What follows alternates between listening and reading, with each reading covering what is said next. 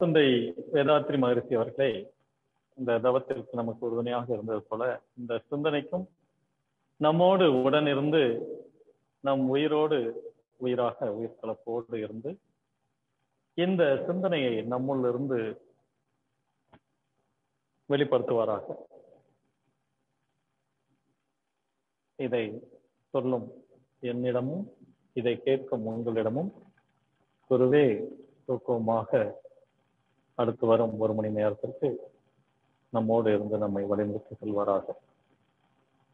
வாழ்க வையகம், வாழ்க வையகம், வாழ்க வளமுடன், வாழ்க வளமுடன். அன்பர்களே, நீங்கள் அனைவருமே ஓரளவுக்கு இந்த சிந்தனை மகிழ்ச்சியோட தவம் தத்துவங்கள் மற்றும் பயிற்சிகள் அனைத்தையும் நன்கு கற்று தேர்ந்தவர்களாகத்தான் இருக்க வாய்ப்பு இருக்கு. ஏன்னா கடந்த ஒரு 6 மாதத்திற்கு மேலாக இந்த இணையதளம் மூலமாக நிறைய, குறிப்பாக இந்த ஜூம், அப்புறம் சில இடங்களில் கூகுள் மீட், இன்னும் ஒரு சில அமைப்பு மூலமாக பண்றாங்க. மெயினா அந்த ஜூம் மூலமாக இதுல மேக்சிமம் வராத பேராசிரியர்களே இருக்க மாட்டாங்க.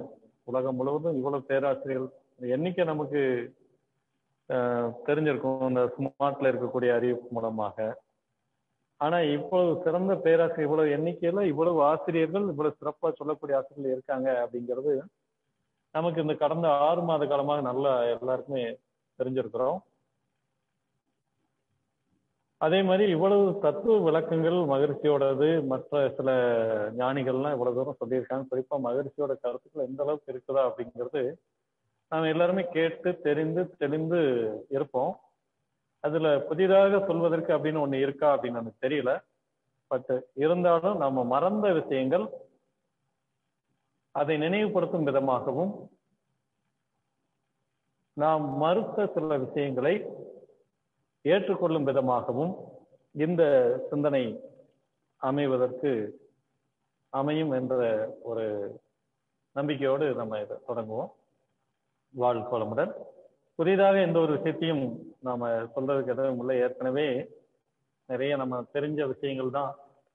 அதை அறிந்து கொள்வதற்கும் புரிந்து கொள்வதற்கும் நாம் இன்னும் கொஞ்சம் அதை உறுதிப்படுத்திக் கொள்வதற்கும் ஒரு முயற்சியாக இந்த அமர்வு உங்களுக்கு அமையும் என்ற ஒரு நம்பிக்கையோடு நாம் இந்த பயணத்தை தொடருவோம். வாழ்க வளமுடன். நம்மை நாம் அறிவோம். இந்த தலைப்பு பார்க்கும்போது உங்களுக்கு என்ன தோணுது அப்படிங்கிறத அன்பர்களே நான் ஒரு அறிவிப்பு சொல்ல விட்டுட்டேன். என்ன அப்படின்னா, இந்த செஷன் பொறுத்த வரைக்கும் நீங்க இன்ட்ராக்டிவா ஒரு அட்லீஸ்ட் ஸ்டார்டிங்ல நம்ம ஒரு 5 மினிட்ஸ் கொஞ்சம் இன்ட்ராக்டிவ் பண்ணிக்கலாம். அதாவது நான் கேட்குற கேள்விகளுக்கு நீங்க பதில் சொல்லலாம். அதே மாதிரி உங்களுக்கு ஏதாவது கேள்விகள் இருந்தாலும் நீங்க கேட்கலாம். ஒரு தொடக்கத்தில் இருக்கக்கூடிய ஒரு 5 நிமிடங்கள். அதுக்கப்புறம் தேவைப்பட்ட இடையில ஏதாவது கேள்வி கேட்கும் போது நீங்க என்ன பண்ணலாம் அப்படின்னா, நீங்க அந்த ஸ்கிரீன் பார்த்துக்கலாம். உங்களுடைய ரெஃபரன்ஸ்க்கு அந்த என்ன சொல்றதுங்கிறது ஸ்கிரீன்ல வரும். ஒரு கவிதை, எக்ஸாம்பிள் ஒரு கவிதை சொல்றேன்னா அந்த கவிதை ஸ்கிரீன்ல டைப் பண்ணி போட்டிருப்பேன். நீங்க அதை பார்த்துக்கலாம். அதே மாதிரி கேள்வி கேட்கும்போது நீங்க பதில், உங்களுக்கு தெரிஞ்ச பதில் நீங்க சொல்லலாம். நீங்க தெரியாதுனாலும் பதில் சொல்லலாம். என்ன பதில் சொல்ல தெரியாதுன்னா எப்படி சொல்றது அப்படின்னா, தெரியாதுங்கிற ஒரு பதில் இருக்கு, அதை சொல்லலாம். சரிங்களா? ஸோ இது முழுக்க நமக்குள்ள நாமளே கேள்வி கேட்டு பதில் சொல்ற மாதிரி அதுக்கு நம்ம வாய்ப்பு இல்லை, நிறைய நேரங்கள் வாய்ப்பு கிடைக்கல. அதனால என்னுடைய எண் மூலமாக அந்த கேள்வி உங்ககிட்ட கேட்கப்படுதுன்னு நினைச்சுக்கோங்க. சரிங்களா? ஸோ அதனால கேள்வி கேட்கும்போது நீங்க பதில் சொல்லலாம், அல்லது சாட் பாக்ஸ்ல நீங்க அந்த சாட் பாக்ஸ் இருக்கிறீங்களா அதுல உங்களுடைய பதிலை டைப் பண்ணி போடலாம். சரிங்களா? மெசேஜ் டைப் பண்ணி போடுறோம், அதுல போடலாம். வாழ்க வளமுடன். இப்போ நம்மை நாம் அறிவோம் அப்படின்னு நினைக்கும் அந்த தலைப்பு பார்க்கும் உங்களுக்கு என்ன தோணுது? தலைப்பு எதை பற்றியதாக இருக்கும், அல்லது நீங்க இதை பத்தி என்ன நினைக்கிறீங்க? இந்த தலைப்பு நான் என்ன சொல்ல போறேன் அப்படிங்கிறது ஒரு பக்கம் இருக்கட்டும், மகான்கள் ஞானிகள்லாம் என்ன சொல்றாங்க அப்படிங்கிறது இன்னொரு பக்கம் இருக்கட்டும். இப்ப நம்ம என்ன நினைக்கிறோம் அப்படிங்கிறது இந்த தலைப்பு பார்க்கும் உங்களுக்கு என்ன தோணுது, இது எதை பற்றியதாக இருக்கும் அப்படிங்கிறது அது இருக்குமா இல்லையா அப்படிங்கிற ரெண்டாவது சொல்லுங்கண்ணா. இந்த தலைப்பு பார்க்கும்போது உங்களுக்கு என்ன தோணுது? உங்களோட ஹேண்ட் ரைஸ் பண்ணலாம் அல்லது சாட் பாக்ஸ்ல நீங்க வந்து உங்களுடைய பதிலை டைப் பண்ணி போடலாம். எது உங்களுக்கு ஈஸியாக அதை பண்ணலாம்.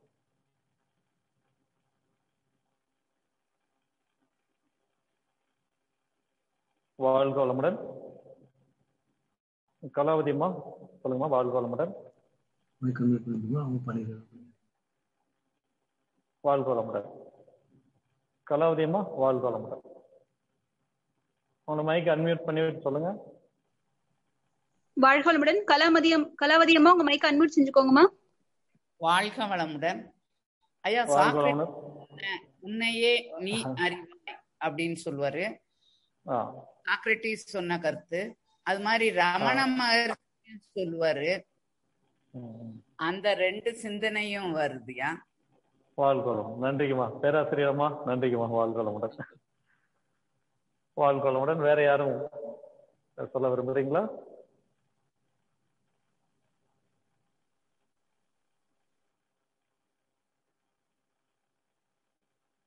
வாழ்கோளமுடன். வேற யாராவது? ரைட். வாழ் ரமண மகரிஷி சொன்ன விஷயம், அப்புறம் வந்து பாத்தீங்கன்னா சாக்ரட்டிஸ் சொன்ன விஷயம், நம்ம அதை பத்தி சிந்திக்க போறோம். ஆனா அது வந்து டக்குன்னு உள்ள போக கொஞ்சம் மேலிருந்து அப்படியே கொஞ்சம் கொஞ்சமா உள்ள போற மாதிரி நம்ம பிளான் பண்றோம். வாழ்கோளமுடன். இந்த நிகழ்ச்சியை பொறுத்த வரைக்கும் முழுக்க முழுக்க உங்களுடைய ஒத்துழைப்பு எந்த அளவுக்கு இருக்குதோ அந்த அளவுக்கு அது வந்து உங்களுக்கு உபயோகமாக இருக்கும். நான் என்ன சொல்றேன் அப்படிங்கிறத விட நீங்க என்ன நினைக்கிறீங்க அப்படிங்கிறது ரொம்ப ரொம்ப self assessment, knowing about myself, aware of my origin and end, understanding myself. Great. நிறைய பேர் சாட் பாக்ஸ்ல பார்க்க நோ தை செல்ஃப். வாழ்கோளமுடன். ஸோ அதான் நான் முதல்ல சொல்லிட்டேன், இது நமக்கு தெரியாத விஷயத்த கொண்டு நம்ம பார்க்க போறது இல்லை. இன்னும் சொல்ல போனா புதிதாக கண்டுபிடிக்கிறதுக்கு அப்படின்னு உலகத்துல எதுவுமே கிடையாது. ஏதோ ஒருத்தர் யாரோ ஒரு இடத்துல ஏதோ சொல்லியிருப்பாங்க, அது நம்ம படிக்காம கூட நம்ம உணர்வு வரும். ஏன்னா அந்த ஃப்ரீக்வன்சி மேட்ச் ஆகும்போது நம்ம வந்து எங்கேயோ உள்ள ஒரு விஷயத்த கூட நமக்கு வந்து இங்க உணர முடியும். அந்த நபரை பார்க்கணும் அல்லது அந்த விஷயத்தை கேட்கணும் அல்லது அவர் கூட தொடர்புல இருக்கணும்னு அவசியம் கிடையாது. அந்த ஃப்ரீக்வன்சி இப்போ நம்ம இப்போ எப்படி இணைஞ்சிருக்கோம் பாருங்க. சிங்கப்பூர் எங்க இருக்கு, நான் எங்க இருக்கிறேன், கேட்குற நீங்கெல்லாம் எங்க இருக்கீங்க? ஏதாவது வாய்ப்பு இருக்கு நம்ம எல்லாரும் ஒரு இடத்துல உட்கார்ந்து சந்திக்கிறது அப்படிங்க. எத்தனை பாஸ்போர்ட், விசா, அப்புறம் வந்து பாத்தீங்கன்னா எவ்வளவு ஃபார்மாலிட்டிஸ், எவ்வளவு செலவுகள், எவ்வளவு நேரம், எவ்வளவு வேலையை போட்டு போகணும், அதெல்லாம் ஏதாவது பண்ணோமா அப்படிங்கிறதுக்குள்ள வித்தின் செகண்டுக்குள்ள எல்லாரும் கனெக்ட் ஆகும் பாருங்க. எப்படி கனெக்ட் ஆக முடிஞ்சது? அப்போ இந்த ஃப்ரீக்வன்சி தானே ஒரு நம்ம கண்டுபிடிச்ச ஒரு கருவி இவ்வளவு விஷயத்த பண்ணுதுன்னா நம்மளை கண்டுபிடிச்ச ஒண்ணு இருக்குமே, அது எப்படி என்னென்ன விஷயங்கள் உள்ளுக்குள்ள அந்த பாக்ஸுக்குள்ள வச்சிருக்கோம் இல்லையா? இந்த நம்ம கண்ணு முன்னாடி இருக்கக்கூடிய ஒரு சின்ன பொட்டி இல்லையா, ஒவ்வொருத்தருக்கும் ஒரு சைஸ்ல வச்சிருக்கோம். லேப்டாப்னா கொஞ்சம் பெரிய சைஸா இருக்கும், இந்த கம்ப்யூட்டர்னா அதை விட கொஞ்சம் பெருசா இருக்கும், இது மொபைல்லாம் சின்னதா இருக்கும். எதுவாக இருந்தாலும் ஒரு சாதாரண ஒரு குழந்தை பார்த்தோன்னா இது ஒரு வெறும் பொட்டி தான். ஆனா நம்மளை பார்க்கும்போது செல்போனு, லேப்டாப்பு, கம்ப்யூட்டர் அப்படின்னு பேர் சொல்றோம் இல்லையா? இதுக்குள்ள இவ்வளவு விஷயங்கள் நமக்கு கனெக்ட் ஆயிருக்குன்னா அப்போ அதே மாதிரி ஞானிகள், அறிஞர்கள் சிந்திக்கக்கூடிய விஷயங்கள் நமக்குள்ள எங்கேயோ ஒரு மூலையில இருந்துட்டு நம்ம உணர முடியுமா? முடியாதா? நிச்சயமாக முடியும். சொல்ல முடியாது. இன்னைக்கு கூட ஏதாவது சில ஞானிகள் வந்து நமக்குள்ள இந்த சிந்தனையை கொடுக்கறது கூட வாய்ப்பு இருக்கு. வாழ்கோளமுடன். சரி, இப்போ நம்ம ஸ்டெப் பை ஸ்டெப்பா போகலாம். இப்போ இந்த கேள்விக்கு பதில் தெரிந்தவர்கள் தயவு செஞ்சு முதல்ல ஆன்சர் பண்ண வேண்டாம். இந்த இந்த இந்த இதை பத்தி ஏற்கனவே கேள்விப்பட்டவங்க ஆன்சர் பண்ண வேண்டாம், கேள்விப்படாதவங்க ஆன்சர் பண்ண, அதை புதுசா ட்ரை பண்றவங்க ஆன்சர் பண்ணுங்க அப்படிங்கிறேன்.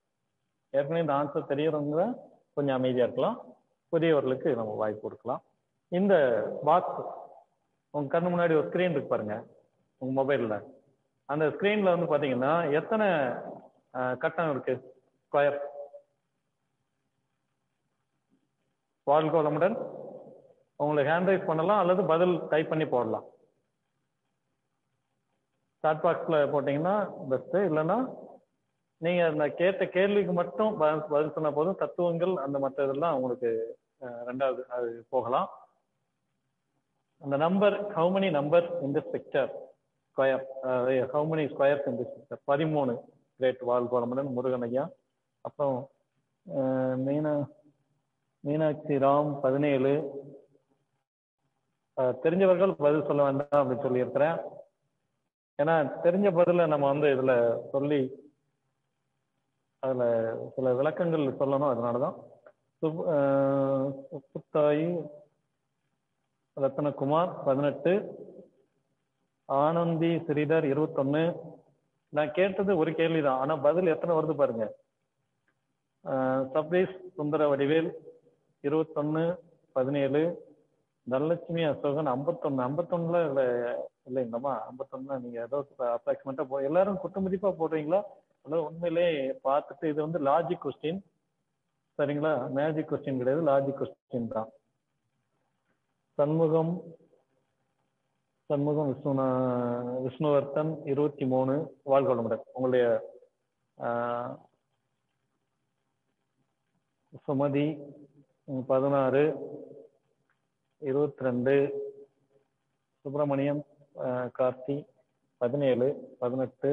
கலாவதி 31. சரி, வாழ்க வளமுடன். ரைட். இதுல ஒருத்தர் சரியான பதில் போட்டிருக்கிறாங்க. ஏற்கனவே அவங்களுக்கு தெரிஞ்சிருக்கலாம் அல்லது புதுசாக கூட பண்ணிருக்கலாம், எப்படியா இருந்தாலும் பரவாயில்ல. இதுல வந்து பாத்தீங்கன்னா நார்மலா பார்க்கும்போது பெரும்பாலான பதில் வந்து பாத்தீங்கன்னா 16, 17, 18, 21 இந்த மாதிரி 21 வரைக்கும் நிறைய போட்டுருக்கு. ரைட். வாழ்க வளமுடன். நன்றி, உங்களுடைய ஒத்துழைப்புக்கு ரொம்ப நன்றி. ஆர்வமான அந்த பங்களிப்புக்கும் முக்கிய நன்றி. வாழ்க வளமுடன். சரி, இந்த கட்டத்துல என்ன இருக்குங்கிறத விட இந்த கட்டத்துக்குள்ள நமக்கு என்ன இருக்கு அப்படிங்கிறத நம்ம பார்க்கணும். சரி, இதை வந்து நம்ம மேலோட்டமா பார்க்கும்போது இந்த கர்த்தர் மூவாவது உங்களுக்கு தெரியுதான்னு பாருங்க, அது தெரியும்னு நினைக்கிறேன். ரைட். இதுல வந்து பாத்தீங்கன்னா 1, 2, 3, 4 அப்படின்னு பாத்தீங்கன்னா 4 × 4 16. இது எல்லாருக்குமே தெரியும். இது வந்து எல்கேஜி குழந்தைகிட்ட கேட்டா கூட சொல்லிடும். ரைட். ஆனா இந்த இதுல இன்னும் கொஞ்சம் நார்மலா இது பார்க்கும்போது 16 தான் தெரியுது. ஆனா இதுல வந்து மொத்தம் வந்து பாத்தீங்கன்னா 30 இருக்கு. அதுல ஒருத்தர் சரியான பதில் போட்டிருந்தாரு, நேம் நான் சரியா நோட் பண்ணல. 30 யார் போட்டிருந்தாங்க? வாழ்க ரஞ்சித் ராஜேந்திரன். அவங்க ஐயாவுக்கு ஏற்கனவே தெரிஞ்சிருக்குமா அல்லது இதுலதான் யோசிச்சாருன்னா பரவாயில்ல, எதுவா இருந்தாலும் பரவாயில்ல. ரைட். இப்ப 30ங்கிறது சரியான பதில். எப்படி அப்படிங்கிறத இப்போ பார்க்கலாம். இப்போ நம்ம நார்மலா பார்க்கும்போது 16 தெரியுது. சரி, இப்போ பார்த்தீங்கன்னா அந்த நார்மலா இருக்கிற ஸ்கொயரை மேல லெஃப்ட் சைட்ல கார்னர்ல போட்டிருக்கேன். 4 × 4 16. அதுக்கப்புறம் பார்த்தீங்கன்னா 4 கட்டமா அந்த ஒரு இதை எடுத்துக்கிட்டீங்கன்னா அப்படி உங்களுக்கு அந்த தெரியுதுக்காண்டி அதை பிரிச்சு போட்டிருக்கோம். புரிஞ்சோன்னா ஓகே. அது வந்து 4 ஸ்கொயர் இருக்கு. அப்படி 2 × 2 அப்படின்னு 4 ஸ்கொயர் எடுத்துட்டீங்கன்னா அப்படியே ஒரு 4 ஸ்கொயர் இருக்கு. 4 ஸ்கொயரா ஒன்று எடுத்துட்டீங்க, ஒரு பாக்ஸ் எடுத்துட்டீங்கன்னா அதுக்கப்புறம் சென்டர்ல இருக்கக்கூடிய 4 எடுத்துட்டேன்னு வச்சுக்கோங்க, அதுல ஒரு 4 இருக்கு. அதுக்கப்புறம் 3 கட்டமா ஒரு கார்னர்ல இருந்து இன்னொரு கார்னர் போறதுக்கு முன்னாடி இருக்கக்கூடிய 3, அதே மாதிரி அடுத்த கார்னர்ல இருந்து இந்த கார்னர் வர்றதுக்கு முன்னாடி இருக்கக்கூடிய 3 அப்படி எடுத்துட்டீங்கன்னா அதுல 4 இருக்கு. அதுக்கப்புறம் சென்டர்ல ஒரு ஸ்கொயர், சென்டர்ல இருக்கக்கூடிய ஒரு ஸ்கொயர். அதுக்கு அடுத்து வந்து பாத்தீங்கன்னா வெளியில இருக்கக்கூடிய அவுட்டர்ல இருக்கக்கூடிய ஒரு ஸ்கொயர். டோட்டலா பாத்தீங்கன்னா 4 4 4 12 2 14 + 16 மொத்தம் வந்து பாத்தீங்கன்னா 30 இருக்கு. சரி, நீங்க கூட யோசிக்கலாம் இது மேக்ஸ் கிளாஸா அல்லது சயின்ஸ் கிளாஸா அல்லது ஆன்மீக வகுப்பா அப்படின்னு கூட யோசிக்கலாம். ரைட். இப்போ இது வந்து சாதாரண பார்க்கும்போது இது வந்து ஏதோ மேக்ஸ் அல்லது சயின்ஸ் மாதிரி தோணும். ஆனா இது ஒரு ஆன்மீகம் அப்படிங்கிறது உள்ள இருக்கு. பார்ப்போம் என்னன்னு. இப்ப நார்மலா இதை பார்க்கும்போது நமக்கு என்ன தெரியுது? வெறும் 16 தான் இருக்கிற மாதிரி தெரியுது. அது எப்போ வந்து 30ங்கிறது நமக்கு தெரிய ஆரம்பிச்சது? 30ங்கிறது எப்போ தெரிய ஆரம்பிச்சது? வாழ்க வளமுடன். இதுக்கு யாராவது ஒருத்தங்க பதில் சொன்னா சிறப்பா இருக்கும்னு நினைக்கிறேன். இந்த ஹேண்ட் ரைஸ் பண்ணிட்டு பதில் சொன்னா நல்லா இருக்கும். உங்க சார்பில் யாராவது ஒருத்தங்க சொன்னா கூட போதும். அதான் நீங்க அந்த விஷயத்த உள்வாங்கி இருக்கீங்க அப்படிங்கிறதுக்கு நான் தெரிஞ்சுக்கிறதுக்காண்டி அந்த கேள்வியை கேட்கிறேன்.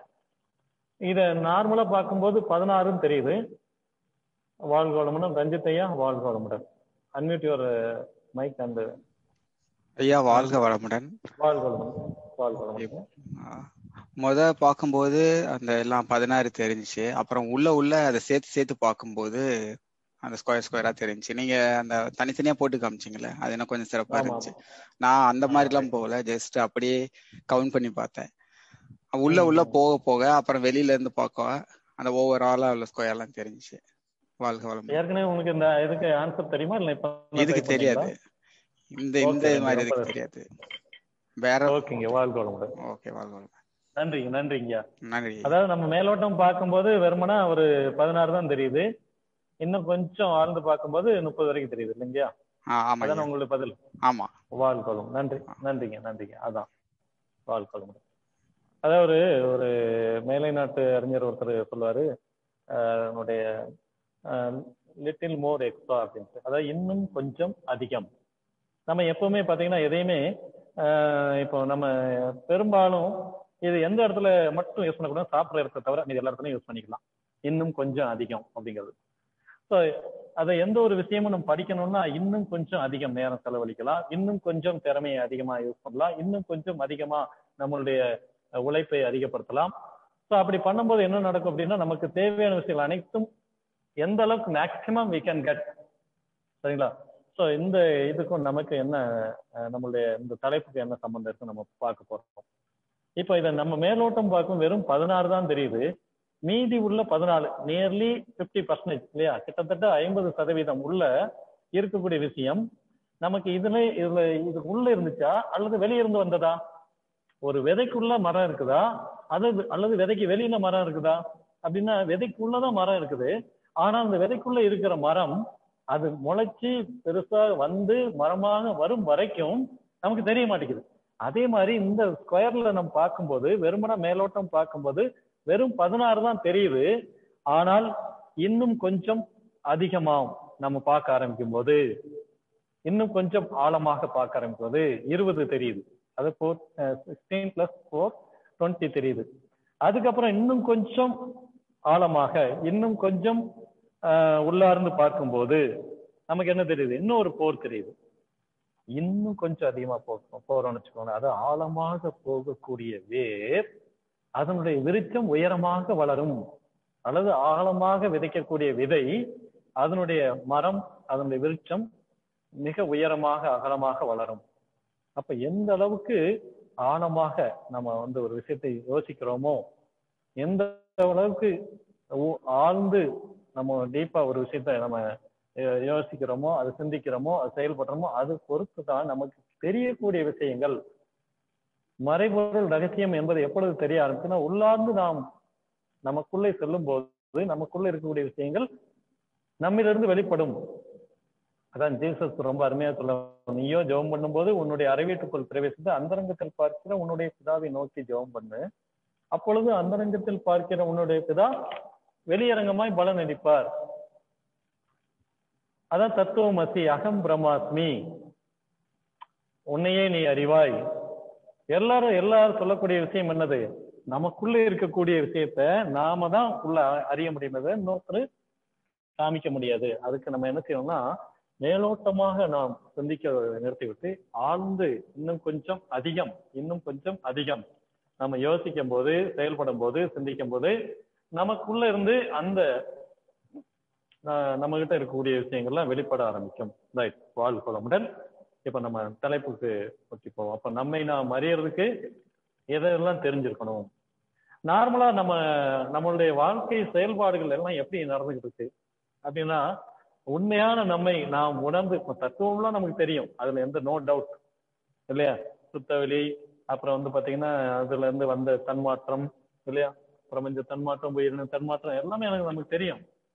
தெரிஞ்ச விஷயங்கள் தான். நம்ம வேற ஒரு ஆங்கிள் நம்ம இத கொஞ்சம் நினைவுபடுத்துறோம், அல்லது அதுல இன்னும் கொஞ்சம் ஸ்ட்ராங்கா அந்த தத்துவத்தை ஆழமாக புரிந்து கொள்வதற்காகவும் அறிந்து கொள்வதற்காக நம்ம ஒரு முயற்சி. ரைட். நார்மலா நம்மளுடைய செயல்பாடுகள்லாம் நம்மை நாம் அறிந்து நாம் செயல்படுறோமா, நம்மளை அறியாம செயல்படுறோமா அப்படின்னா, பெரும்பாலும் 99% இந்த சிந்தனையை கேட்டா உடனே நம்ம அல்லது இது நாள் வரைக்கும் கேட்டிருக்கமே, அதெல்லாம் நமக்கு கேள்விப்பட்டதுனால, தெரிஞ்சதுனால நம்மளுடைய வாழ்க்கை மாறி இருக்கா? நிச்சயமா மாறாது, மாறவும் இல்லை. என்ன காரணம் அப்படின்னா, நம்ம செவி வழியாக, அதாவது இது என்னன்னா, எனக்கு 100 விஷயங்களோட 101 ஒரு விஷயம் தெரிஞ்சுக்கிட்டேன் அப்படிங்கிற நிலையில தான் நம்மளோட பெரும்பாலும் நான் பார்த்த அனுபவத்துல 14 வருஷ ஆண்டுகள் அனுபவத்துல சொல்லக்கூடிய விஷயம், இன்க்ளூடிங் மைசெல்ஃப், என்னுடைய எக்ஸ்பீரியன்ஸ் சேர்த்து நான் சொல்றேன். அப்ப நமக்கு தெரியும், எல்லா விஷயம் தெரியும். ஆனால் புரிந்து கொண்டிருக்கிறோமா, அறிந்து கொண்டிருக்கிறோமா, அதுதான் இப்ப கேள்வி. தெரிதலுக்கும் புரிதலுக்கும் நிறைய வித்தியாசம் இருக்குங்க. தெரிதல், புரிதல், அறிதல், அதுவாகவே ஆகுதல். அப்போ புரிதல் அப்படிங்கிற இப்ப காப்பி போடுறது எப்படின்னு நம்ம தெரிஞ்சுக்கிட்டா நம்ம வந்து அதை வந்து போட முடியுமா? அதாவது நீச்சல் அடிக்கிறது எப்படி அப்படின்னு கிளாஸ்ல உட்காந்து அட்டன் பண்றது, இந்த மாதிரி கிளாஸ் லைவ் கிளாஸ்ல உட்காந்து நீச்சல் அடிக்கிறது எப்படின்னு கத்துக்கிட்டு நீங்க கடல்ல போய் குதிக்க முடியுமா? குளத்துல கூட குதிக்க முடியாது. காரணம் என்ன? அது வந்து ஸ்கில், நமக்கு ஒரு பயிற்சி மூலமா தான் வரும். அதே மாதிரி நம்ம அறிதல் அப்படிங்கிறது அது ஒரு பயிற்சி. அந்த பயிற்சி வந்துதான் நான் யார் அப்படிங்கிற தத்துவம். இத மாதிரி நிறைய ஞானிகள் அறிஞர்கள்லாம் சொல்லியிருக்காங்க. ரைட். இப்போ நம்ம மேலோட்டமா நம்ம வந்து நம்ம நார்மலா நம்மளுடைய செயல்பாடுகள்லாம் எப்படி இருக்குது? உடல் அப்படிங்கிற இதை பேஸ் பண்ணி தான் நம்ம வந்து செயல்பாடுகள் எல்லாமே செஞ்சுட்டு இருக்கிறோம். சரிங்களா? எப்படி அப்படிங்கிறது சிம்பிள்ங்க. வேற எப்படி அப்படின்னா, நம்ம வந்து காலையில எந்திரிச்சது நைட் தூங்குற வரைக்கும், பிறந்தது முதல், அதாவது நினைவு தெரிந்தது முதல் நம்மளுடைய வாழ் முடிகிற வரைக்கும் நம்மளுடைய ஓட்டம் எல்லாம் எதை நோக்கி ஓடிக்கிட்டு இருக்கு? வீடு கட்டுறது, கார் வாங்குறது, அப்புறம் மற்ற பதவி உயர்வு, அப்புறம் வருமானம், இதை பேஸ் பண்ணி தான் ஓடிக்கிட்டு இருக்கு. ஆனா அதுக்காண்டி இதெல்லாம் வேண்டாம் அப்படின்னு சொல்றேன்னு நீங்க அப்படி உடனே டக்குன்னு அந்த ஆங்கிள் போயிடக்கூடாது. நான் மகரிஷியோட பாயிண்ட் ஆஃப் வியூல தான் சொல்லிக்கிட்டு இருக்கிறேன். சரிங்களா? அவரோட ரெப்ரஸன்டேட்டிவ் தான் நான் அப்படின்னு வச்சுக்கோங்க. சரிங்களா? அவருடைய கருவி தான், உண்மையிலே அவருடைய கருவி தான். அவர் தத்துவம்லாம் அவருடையது தான். இது வந்து கருவி வாங்கி இதுல ஏதாவது குறைபாடு இருந்தா இந்த கருவியில கோளாறு இருக்குன்னு வச்சுக்கோங்க. நல்லா இருந்து அப்படின்னா சொன்ன குரு வந்து நல்லா சொல்லியிருக்காரு அப்படின்னு நினைச்சுக்கோங்க. ரைட். நம்ம வந்து பெரும்பாலும் பாத்தீங்கன்னா நம்மளுடைய சரி இந்த உடலை பேஸ் பண்ணி ஓடுறது தப்பு கிடையாதுங்க. ஏன்னா அந்த உடல்ங்கிற கருவி இல்லாம நம்ம இயங்க முடியாது. ஆனால் என்னன்னா, அந்த உடலை பற்றியாவது நம்ம முழுசா தெரிஞ்சிருக்கிறோமா? உடலை பற்றியாவது முழுதாக தெரிந்து கொள்ளுகிறோமா? இப்ப அதுக்கப்புறம் பாத்தீங்கன்னா மனம், அறிவு அப்படிங்கிறது அது ரெண்டாவது போகலாம். உடலை பற்றி நாம் என்ன தெரிஞ்சிருக்கிறோம்? இந்த உடல் வந்து பாத்தீங்கன்னா அந்த நம்ம வெளியில பார்க்கக்கூடிய உடல், இதுதான் நம்ம வந்து பெரும்பாலும் நாம் அப்படின்னு நினைச்சுக்கிட்டு இருக்கிறோம். இது வந்து 99% மக்கள் இருக்கக்கூடிய நிலையை வச்சு சொல்லிட்டு இருக்கேன். இதுல 1% நீங்க இருந்தனா இதை வந்து விட்டுருங்க. இந்த சிந்தனை உங்களுக்கு பொருத்தமில்லாதுன்னு எடுத்துக்கோங்க. உடல் தான் நான் அப்படிங்கிறத பேஸ் பண்ணி தான் நம்ம வந்து ஓடிக்கிட்டு இருக்கோம். ஆனா அந்த உடலை பற்றி முழுதாக தெரிந்து கொள்ளவில்லை. அப்படி தெரிந்து கொண்டிருந்தால், அப்படி அறிந்து கொண்டிருந்தால் இந்த உடல்ல இது நாள் வரைக்கும் நோயே வந்திருக்க கூடாது. நோயே வந்திருக்க கூடாது. உடல்ல வலின்னா என்ன அப்படின்னு கேட்கணும். காய்ச்சல் என்ன, தலைவலின்னு அப்படி ஒண்ணு வருமா? ஏன்னா நம்ம உண்மையிலே அறிஞ்சிருக்கோம்னா அது வரக்கூடாது. நல்லா யோசிச்சு பாருங்களேன் இந்த உடலை பத்தி ஒரு சின்ன சிந்தனைக்காக. இப்ப அந்த ஹார்ட், அப்புறம் லங்ஸ், அப்புறம் கிட்னி, இப்படி நிறைய உறுப்புகள் உள்ளுக்குள்ள இயங்கிட்டு இருக்கு இல்லையா?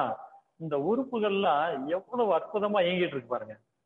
இந்த உறுப்புகளை பத்தி நம்ம என்னைக்காவது நினைச்சு பார்த்துக்கோமா? இது எதையாவது நாம இயக்குறோமா? இந்த ஏதாவது ஒரு உறுப்பை நாம இயக்குறோமா? அப்படி இயக்கிறது நம்ம வேலையாக இருந்தால், ஃபார் எக்ஸாம்பிளுக்கு ஹார்ட்டை இயக்குறது நம்ம வேலையா இருந்துச்சு, ஒன்றும் இல்லை, முழுதான் எனக்கு இயக்க வேண்டாம். காலையில எந்திரிச்சோன்னா ஸ்டார்ட் பண்ணி விடணும். ஹார்ட் வந்து ஸ்டார்ட் பண்ணி விட்டா அது ஓடும் அப்படின்னு ஒரு வேலை மட்டும் நமக்கு இருந்து வச்சுக்கோங்களேன். நம்ம வேற ஏதாவது வேலை பார்க்க முடியுமா? வேற ஏதாவது வேலை பார்க்க முடியுமா? நம்ம இந்த உடம்பை பத்தி ஏன் சிந்தனை வரல அப்படின்னா, இது வந்து நமக்கு ஃப்ரீயா கிடைச்சிருக்கு அப்படின்னு நினைச்சுக்கிட்டு இருக்கோம். உண்மையிலே அது ஃப்ரீ கிடையாது. நீ டாக்டர் போய் கேட்டு பாருங்க, எத்தனை கோடி ரூபாய் ஒரு கார்ட் டிரான்ஸ்பிளான்டேஷன் பண்ணணும்னா எவ்வளவு அமௌண்ட் பாருங்க, சம் க்ரோர்ஸ்ல ஆகுது. அதே மாதிரி கிட்னி டிரான்ஸ்பிளான்டேஷன், அப்புறம் லிவர் டிரான்ஸ்பிளான்ட், இப்படி ஒவ்வொரு ஒட்டுமொத்த உறுப்பையும், உடல் உறுப்பை எல்லாத்தையும் மாற்றி அமைச்சோம்னு வச்சுக்கோங்க, எத்தனை கோடி ரூபாய் ஆகும் யோசிச்சு பாருங்க. அப்பதான் தெரியும் இந்த உடலோட வேல்யூ என்ன. இந்த உடல் அப்படிங்கிற கருவி, இந்த கருவி தான் இது வந்து. இந்த கருவியை பத்தி நம்ம எவ்வளவு தூரம் தெரிஞ்சிருக்கோம்? எவ்வளவு தூரம் தெரிஞ்சிருக்கோம்? மனவளக்கலைக்கு வந்ததுக்கு அப்புறம் நம்ம ஓரளவு தெரிஞ்சிருப்போம். இன்னும் கூட எனக்கு என்னை பொறுத்தவரைக்கும் அப் டு மை எக்ஸ்பீரியன்ஸ், நான் இன்னும் கூட நம்ம தெரியல அப்படிங்கிறதா நான் பார்க்குற மக்கள்லையும், அதே மாதிரி இன்க்ளூடிங் மைசெல்ஃப் என்னையும் சேர்த்து சொல்லக்கூடிய இன்னும் தெரிய வேண்டியது உடலை பற்றி எக்கச்சக்கமான விஷயங்கள் இருக்குங்க. உடல் அவ்வளவு அற்புதமான விஷயங்கள் பண்ணிக்கிட்டு இருக்கு. அந்த பிரபஞ்சமே இந்த உடலுக்குள்ள அடங்கி இருக்கு. அண்டத்தில் உள்ளது பெண்டத்தில் இருக்கு, நமக்கு எல்லாருக்குமே தெரியும். நிலம், நீர், பஞ்சபூதங்கள் இந்த உடலாக இருக்கிறது இல்லையா? எவ்வளவு பெரிய ஃபேக்டரி, லிவர் பாருங்க, எவ்வளவு அற்புதமான ஒரு விஷயங்கள். என்னங்க நம்மளை தெரிஞ்சிருக்கிறோம் இது நாள் வரைக்கும்? நல்லா யோசிச்சு பாருங்க. இந்த உடல் அப்படிங்கிற கருவியை பத்தி நான் இன்னும் முழுதாக தெரிந்து கொள்ளவில்லை. அதுக்கப்புறம் பாருங்க, ரைட், மனம். இந்த மனம் அப்படிங்கிறது இதெல்லாம் அந்த உடல், உயிர், உடல் மனம் இரண்டும் வந்துங்கன்னா நமக்கு வந்து கருவிகள் தான். எல்லாருமே நமக்கு தெரிந்த விஷயங்கள் தான், தெரியாத விஷயம் ஒண்ணும் இல்லை. இந்த மனம் அப்படிங்கிறத பத்தி நம்ம என்ன தெரிஞ்சிருக்கிறோம் அப்படின்னு பாத்தீங்கன்னா, அதுவும் நமக்கு வந்து கவலைப்படுறதுக்கு, கோவப்படுறதுக்கு, அல்லது ஏதோ ஒரு விஷயத்தை அடையிறதுக்கு, யாராவது ஒருத்தரை பத்தி நம்ம வந்து ஏதாவது சொல்றதுக்கு இந்த மாதிரி விஷயங்களுக்கு தான் நம்ம வந்து பெரும்பாலும் யூஸ் பண்றோம். ஆனா இந்த மனம் என்பது இயற்கையின் மாபெரும் நிதி அளவு. இந்த சித்த மருத்துவம், அப்புறம் வந்து பாத்தீங்கன்னா நம்ம தலைக்கு மேல ஓடி இருக்கிற ஒரு ஃபேன், அப்புறம் நமக்கு சோத்துல மாட்டிருக்க அந்த லைட்டு, இப்ப பார்க்கக்கூடிய இந்த கருவி, இந்த பொட்டியில தெரியுது பாருங்க அந்த எழுத்து, நான் பேசக்கூடிய சவுண்டு கேட்குது, இதெல்லாம் எப்படிங்க, எங்க இருந்து வந்தது? எங்க இருந்து வந்தது? நீங்க அப்படியே பதில், நான் எப்படி ஏதாவது நான் இப்படி கேள்வி மாதிரி கேட்கும்போது நீங்க பதில் டக்குன்னு அப்படியே போட்டுட்டே கேட்டுட்டே இருக்கலாம். ஸோ உங்க முன்னாடி நான் உட்கார்ந்துருக்கேன் அப்படிங்கிற மாதிரி ஒரு பாவனையிலே இது கேட்டுட்டே இருந்தீங்கன்னா உங்களுக்கு அந்த சிந்தனை வந்து எந்த அளவுக்கு பயனுள்ளதா இருக்குமோ 100% பயனுள்ளதா இருக்கிறதுக்கு வாய்ப்பு இருக்கு. By God grace and guru's blessing. வாழ்க வளமுடன். இப்ப வந்து பாத்தீங்கன்னா இந்த மனம் அப்படிங்கிற கருவி பாருங்க, இந்த தலைக்கு மேல ஓடக்கூடிய ஃபேன் எங்கெங்க இருந்துச்சு? நம்ம தலைக்கு மேல வர்றதுக்கு முன்னாடி நேரடியா அந்த பதிலுக்கு போகணும், கடையில இருந்துன்னு சொல்லிடக்கூடாது, சரிங்களா? ஒருத்தரோட மண்டைக்குள்ள இருந்துச்சு.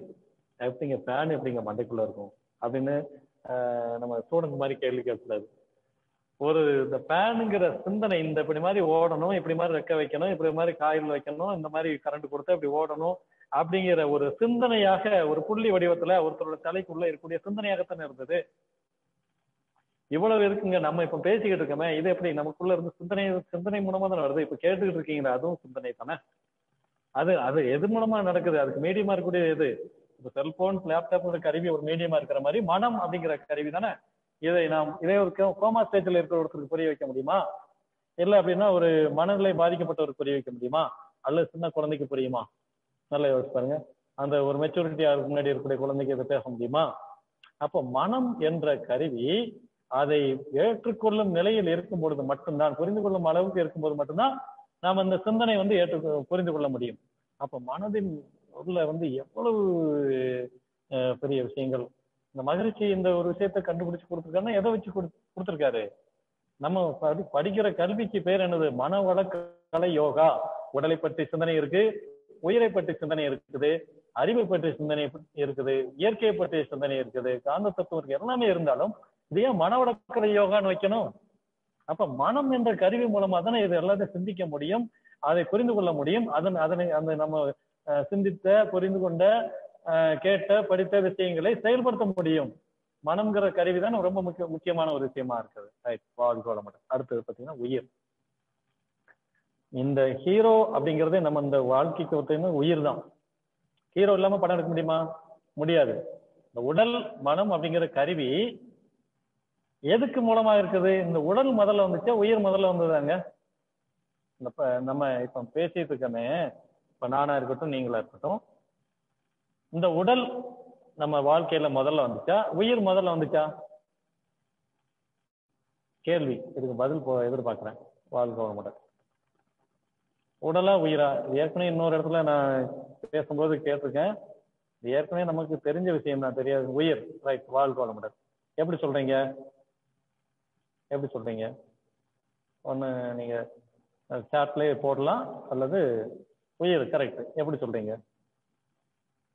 சபரீஷ் ஐயா, சண்முகம் ஐயா, கரெக்ட். வாழ்க வளமுடன். பதில் சரிதான். முதல்ல சொல்லிட்டேன், தெரியாத விஷயத்த நம்ம ஒன்றும் பேசுறது இல்லை, தெரிஞ்ச விஷயங்கள் தான். இன்னும் கொஞ்சம் ஆழமா அது சிந்தனைக்கு தான் எடுத்துக்கிட்டு இருக்கிறோம். உயிர் தான் உடல் முதல்ல வந்தது அப்படிங்கிறது. ரைட். காயகல்ப தத்துவம் நம்ம எல்லாருக்குமே தெரியும். ரைட். இந்த அப்பாவோட உயிர், அம்மாவோட உயிர் ரெண்டும் சேர்ந்து கரு உருவாகுது இல்லையா? அந்த உயிர் இந்த உடலை கட்டுகிறது. இப்ப நம்மை நாம் அறியறதுக்கு கொஞ்சம் உள்ள போறோம். இப்ப மேலோட்டமா இருந்து கொஞ்சம் உள்ள போறோம். இது எந்த அளவுக்கு நான் வந்து ஒரு சிந்தனை தூண்டக்கூடிய வேலை மட்டும்தாங்க. நான் இதுல ரொம்ப டீப்பா ஆழமாலாம் போகக்கூடிய முயற்சி நீங்க தான் எடுக்கணும். நான் ஒரு என்ன சொல்றது, வேற விளக்கு இருக்குங்க. நம்மளுடைய உலக சமுதாய சேவா சங்கத்தோட சிம்பல் என்னங்க? ஒரு அகல் விளக்கு மாதிரி ஒரு இது இருக்கும், அதுல ஒரு திரி எரிஞ்சிருக்கும். அப்புறம் என்ன இருக்கும்? ஒரு கையும் ஒரு குச்சியும் இருக்கு பார்த்தீங்களா? அந்த கையும் குச்சியும் இருக்குங்க. விளக்குல எண்ணெய் இருக்கு, திரி இருக்கு, நெருப்பு இருக்கு, எல்லாம் இருக்கு. அது தன்னால எரிஞ்சுக்கிட்டு இருக்கு. இதுல எதுக்குங்க அந்த கை குச்சி எதுக்கு இது போட்டிருக்காங்க? எதுக்காக? அது தேவையா? கையும் குச்சியும் தேவையா?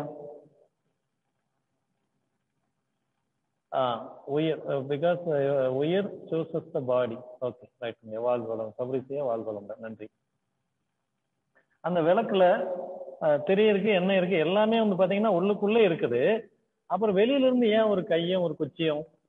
சுடர் விளக்கானாலும் தூண்டுகோல் ஒன்று வேண்டும், அது அணையாம இருக்கிறதுக்கு, இன்னும் கொஞ்சம் பிரகாசமா இருக்கு இல்லையா?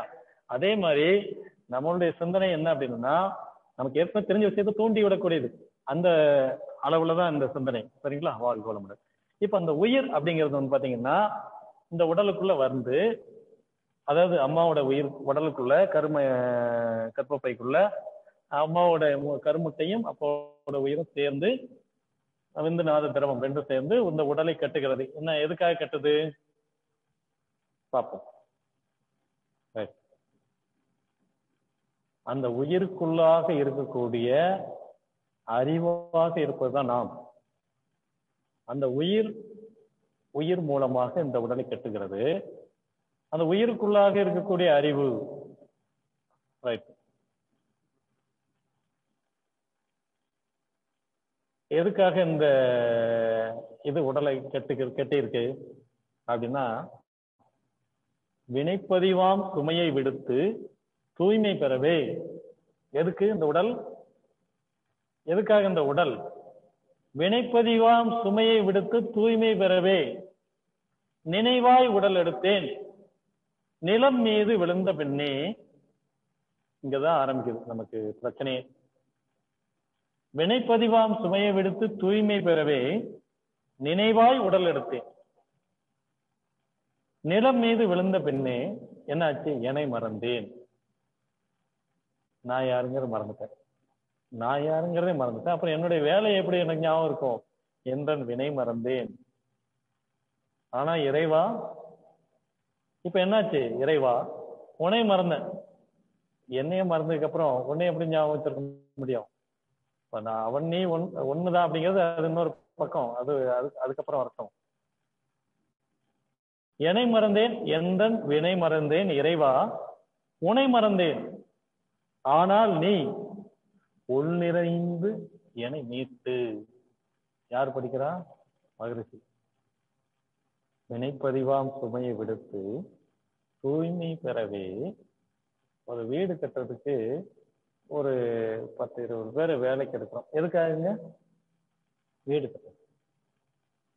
அந்த ஆட்கள் வந்து என்ன செய்யணும்? வீடு கட்டி முடிக்கணும். கரெக்டா இல்லையா? அப்படி இடையில போயிட்டா அந்த வேலைக்கு கொடுத்த நமக்கும் நஷ்டம், அவருக்கும் முழுதா கூடி கொடுக்க முடியாத ஒரு சூழ்நிலை. நம்மளுடைய பர்பஸ் வந்து அங்க நிறைவேறாம போயிடும். எது? வீடு கட்டுதல் அப்படிங்கிறது. கரெக்டா இல்லையா? இப்ப இவர் வந்து கட்டி இருக்கிறது இன்னொரு வீடு கட்ட போகணும்னு அப்படி அங்க போயிட்டாரு வச்சுக்கோங்களேன். அப்ப என்ன ஆகும்? அந்த பர்பஸ் நிறைவேறாம போயிடும். அதே மாதிரி இந்த கான்ட்ராக்ட்ல 10 பேர் வேலைக்கு எடுத்து வீடு கட்டுற மாதிரி இந்த உயிர் இந்த உடலை கான்ட்ராக்ட் எடுத்துருக்கு. சிந்தனைக்காக நான் இப்படி சொல்றேன். அப்ப கான்ட்ராக்ட் எடுத்து என்ன செய்யுது? ஏன் இந்த என்னோட உயிரும், அதாவது அப்பா அம்மா 2 உயிரும் பேசிக்கிறதுன்னு வச்சுக்கோங்க, ஒரு கற்பனைக்காக. நான் என்கிட்ட கொஞ்சம் பதிவு இருக்கு, அவங்களுக்கு கொஞ்சம் பதிவு இருக்கு, 2 பேரும் சேர்ந்து இதை கடைக்கு என்ன செய்யலாம்? ஒரு உடலை கட்டுவோம். இந்த உடல் மூலமாக இந்த செயல்கள், எண்ணம், நம்மளோட செயல்கள் மூலமாக இந்த பதிவுகளை கொஞ்சம் கொஞ்சமா போக்கி பியூர் ஆகி நம்ம எங்க இருந்து வந்தோமோ அந்த இடத்துக்கு போவதற்கான முயற்சி எடுப்போம் அப்படின்னு கான்ட்ராக்ட் எடுத்து என்ன செய்து? வினைப்பதிவாம் சுமை விடுத்து தூய்மை பெறவே நினைவாய் உடல் எடுத்தேன், நிலம் மீது விழுந்த பின்னே. இந்த இதுல இங்க என்ன ஆகுது? இந்த உலகத்துக்கு வந்த உடனே என்ன ஆகுது? இந்த உடல் தான் நான், இந்த உலகம் தான் என்னுடையது அப்படின்னு அந்த இது வந்த உடனே என்ன ஆகுது? ஏனை மறந்தேன். எதுக்காக வந்திருக்கேன்? வீடு கட்டுறதுக்கு வந்திருக்கேன் அப்படிங்கறத மறந்துட்டு அவர் வேற ஏதோ வேலையை செஞ்சுட்டு இருக்கிற மாதிரி என்னை மறந்தேன், எந்த வினை மறந்தேன். நான் இந்த உடல் தான் நான், இந்த கருவிதான் நான் அப்படின்னு நினைச்சிட்டு இருக்கேன்னு தவிர அந்த கருவிக்குள்ள இருக்கக்கூடிய உயிர் தான் நான் அப்படிங்கிறது தெரியாம போயிடுச்சு. என்னை மறந்தேன். அதான் சாக போற நேரத்துல சங்கராமாங்க. என்ன காரணம்? இந்த உடல் விட்டு நான் போக போறேனே, இந்த உடல் இருந்தா தானே நம்ம மீறி காரியங்களை செய்ய முடியும் அப்படி நினைச்சதுனால எந்த பிரயோஜனம் இருக்குதா? Nothing to use. அதனாலதான் நமக்கு வந்து காற்றுள்ளது போதை தூட்டிக்கொள் அப்படிங்கிற மாதிரி நமக்கு வந்து அற்புதமாக இந்த வாழ்க்கை கிடைச்சிருக்கு. இந்த பிறவியில இப்பொழுது நாம் செய்யாவிட்டால் எப்பொழுது செய்ய முடியும்? நாம் செய்யாவிட்டால் யார் செய்வது அப்படின்னு சொல்லுவாங்க இல்லையா? ஸோ அத மாதிரி நம்ம வந்து ரொம்ப ரொம்ப முக்கியமான விஷயம், எனை மறந்தேன் எந்தன் வினை மறந்தேன் இறைவா உனை மறந்தேன் ஆனால் நீ உள் நிறைந்து என்னை மீட்டு அப்படின்னு மகிழ்ச்சி சொல்றாங்க. ரைட்.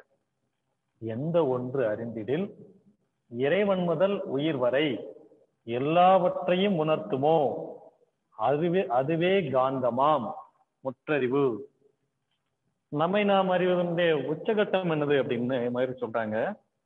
முற்றறிவு அப்படிங்கிற ஒரு கவிதையில, இந்த கவிதையோட அந்த டேட்டு அப்புறம் பாத்தீங்கன்னா நம்பர், ஒரு சில நம்பர் கீழே டைப் பண்ணி போட்டிருக்கேன், நீங்க அதை பார்த்து ரெஃபர் பண்ணிக்கலாம். ஞானக்களஞ்சியம் பாகம் 2ல அந்த இது வந்து இருக்குது, பார்த்துக்கலாம்.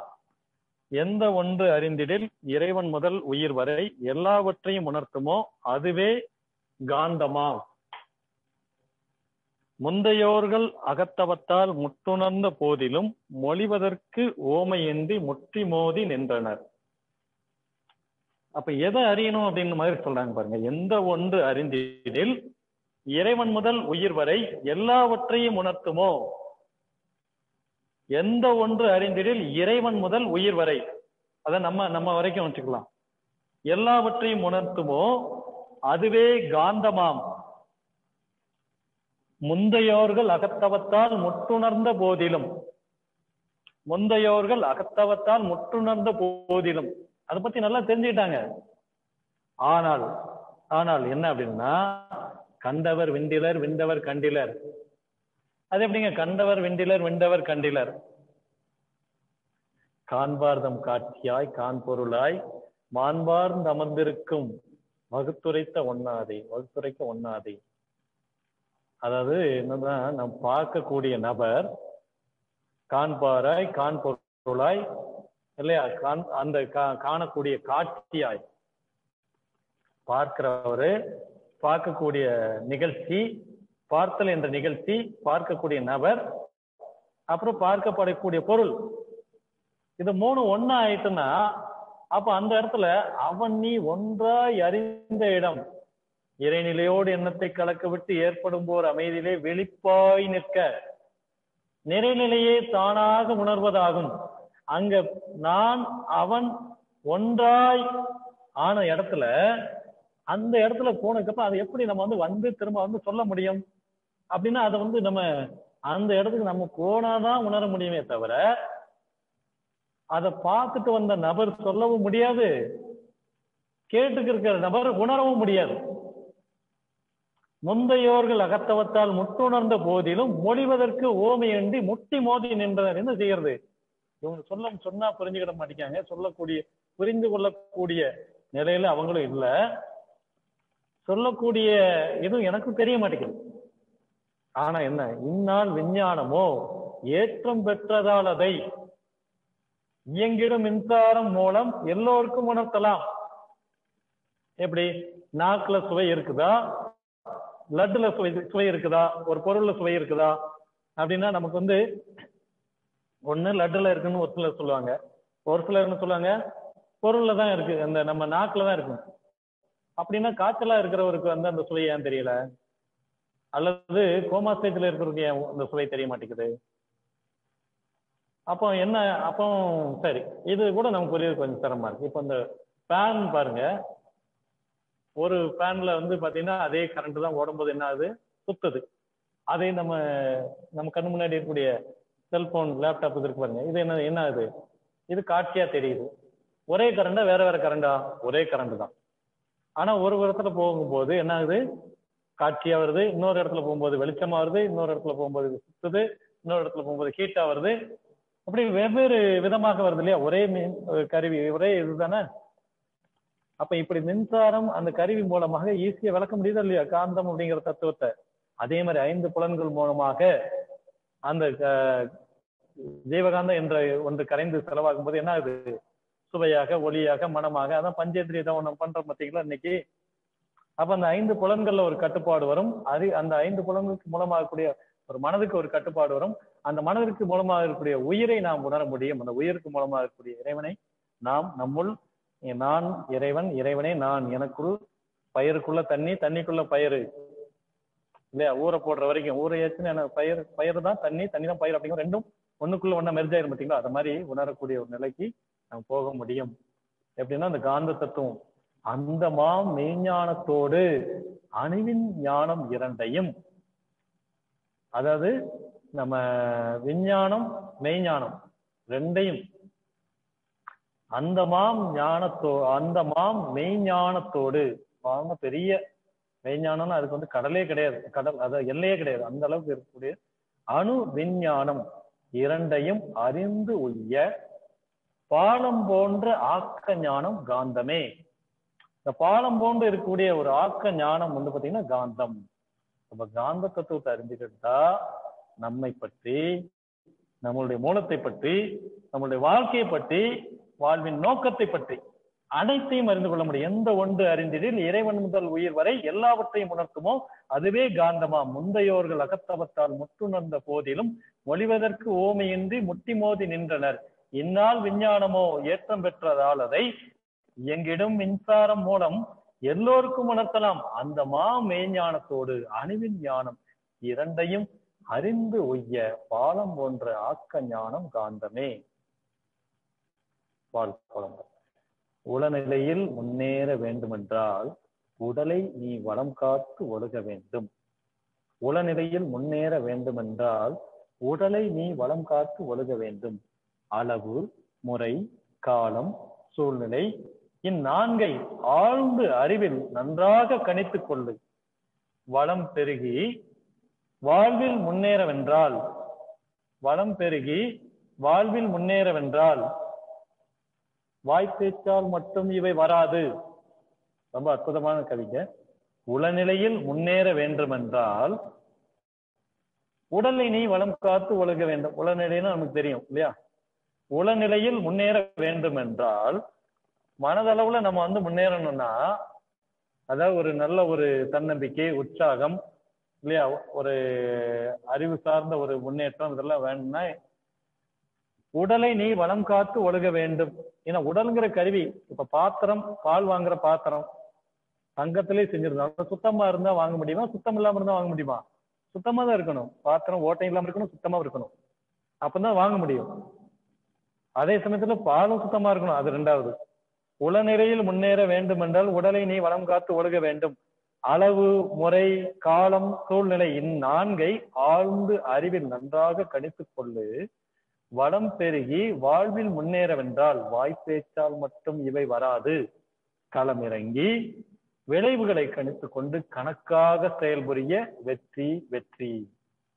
களமிறங்கி விளைவுகளை கணித்துக் கொண்டு கணக்காக செயல்புரிய வெற்றி வெற்றி. அப்போ உடலை நாம் வந்து எந்த அளவுக்கு ஆரோக்கியமா வச்சிருக்கோமோ அதை பொறுத்துதான் உடல்நிலையில முன்னேற முடியும். அதே மாதிரி நம்ம கிட்ட இருக்கக்கூடிய எல்லா பிரச்சனைகளில் இருந்தும், உலகியல் வாழ்வா இருக்கட்டும் அல்லது ஆன்மீக வாழ்வா இருக்கட்டும், இரண்டிலும் அல்டிமேட் டைம் அடையணும்னா நமக்கு என்ன இருக்கணும்? நமக்கு வந்து களமிறங்கி விளைவுகளை கணித்து கொண்டு கணக்காக செயல்புரிய வெற்றி வெற்றி. இந்த சிந்தனைகள்லாம் கேட்கிறோம், நல்லா இருக்கு அப்படின்னு பாராட்டுறோம், கை தட்டுறோம், சூப்பர் அப்படின்னு சொல்லிட்டு போறதுனால வாழ்க்கையில ஏதாவது ஒரு இன்ச்சாவது நம்ம முன்னேற்றம் வருமா? நிச்சயமாக வராது. சொல்பவருக்கும் கேட்பவருக்கும். அப்ப எப்போ வரும்? வாய்ப்பேச்சால் மட்டுமே இது வராது. களமிறங்கி விளைவுகளை கணித்து கொண்டு அயராத விப்பு நிலையில கணக்காக செயல்புரிய வெற்றி வெற்றி. தப்பு கணக்கிட்டு தான் ஒன்று எதிர்பார்த்தால் ஒப்புமோ இயற்கை விதி. அப்போதைக்கு அப்போதே அடிக்கும் சரிவிளைவு. எப்போதும் கவலையுற்று இடர்படுவார், இதை உணரார். வினைப்பதிவாசம் வந்து பார்த்துட்டோம்.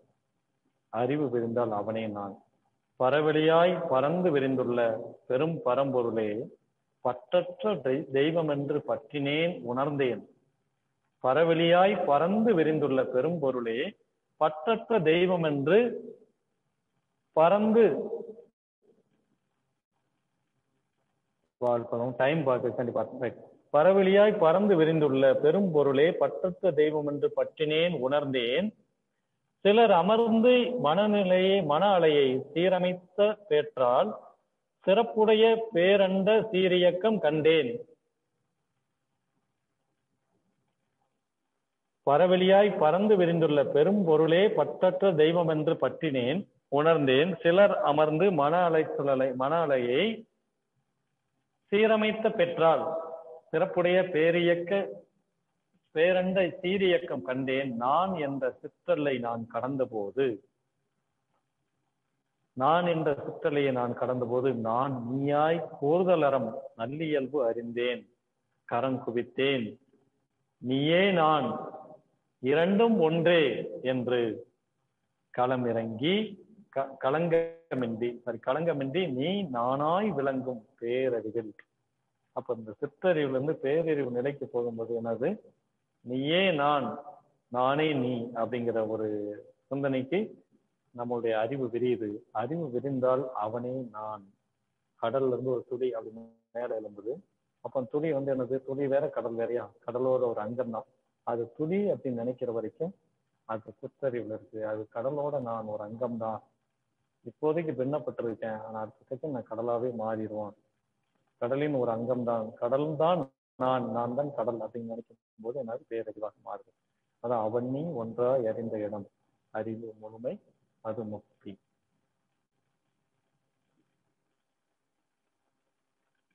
வளமுடன் இதோட நிறைவு செய்கிறோம். இந்த சிந்தனை உங்களுக்கு பயனுள்ளதா அமைஞ்சிருக்கும்னு நினைக்கிறேன். அப்ப இந்த உடல் அப்படிங்கிற எல்லையை கடந்து, புலன்கள் அப்படிங்கிற எல்லையை கடந்து, மனம் அப்படிங்கிற எல்லையை கடந்து, உயிர் அப்படிங்கிற உயிருக்குள்ள அதன் மூலமாக இருக்கக்கூடிய இறைநிலைதான் நான். எல்லாவற்றிலும் இருக்கக்கூடிய எங்கும் நிறைந்துள்ள பரம்பொருள் தான் எனக்குள்ளேயும் இருந்து கொண்டு, அறிவாக இருந்து கொண்டு, என்னை இயக்கிக் கொண்டு, என்னுள் இயங்கிக் கொண்டு, எல்லாவற்றையும் இயக்கிக் கொண்டு இருக்கக்கூடிய அந்த இறைநிலையே நான் என்ற அறிவு விரிந்தால் நம்முடைய வாழ்க்கை எப்பொழுதும் தடுப்பில்லா பேரானந்தமாக, சச்சிதானந்தமாக, எப்பொழுதும் ஒரு பேரின்பமாக வாழலாம். அதற்கு இறையர்களும் ஒருவர்களும் நம்மோடு உறுதுணையாக இருந்து வழிநடத்தட்டும் என்று கூறி இந்த நிகழ்வை இத்துடன் நிறைவு செய்கிறோம். வாழ்க வளமுடன்.